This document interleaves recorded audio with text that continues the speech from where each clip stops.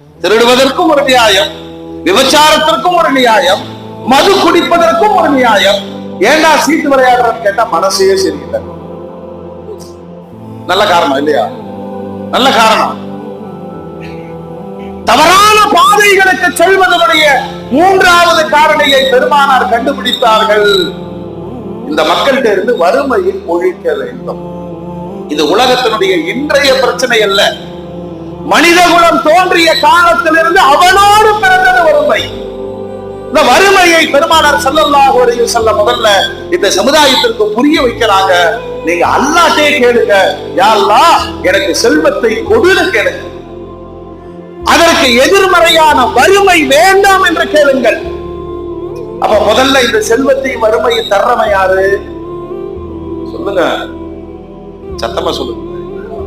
ஆனா நாம என்ன முடிவு பண்ணி வச்சிருக்கிறோம்னா செல்வம் மட்டும் நம்ம